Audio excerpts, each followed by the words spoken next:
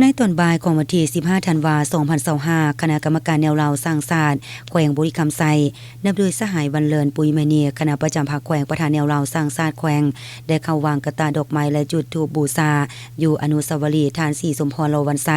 และอนุสรณ์สถานประธานไก่สอนภูมิวิหารผู้นำที่แสนเคารพรักของปวงชนเราดังศาสตร์เนื่องในโอกาสดำเนินกองประชุมใหญ่ผู้แทนคณะกรรมการแนวเราสร้างศาสตร์แขวงบุรีคำไซครั้งที่8ที่จะไขขึ้นอย่างเป็นทางการในตอนนี้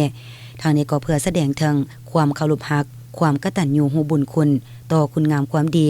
น้ำใจต่อสู้พิรอาทานและบ่ยอมจำนวนของบรรพบุรุษเราก็คือบรรดานักรบปฏิวัติที่เสียสละชีวิตเลือดเนื้อเหือแห้งเพื่อภารกิจปฏิวัติอย่างองอาจกล้าหาญและบ่ยอมจำนน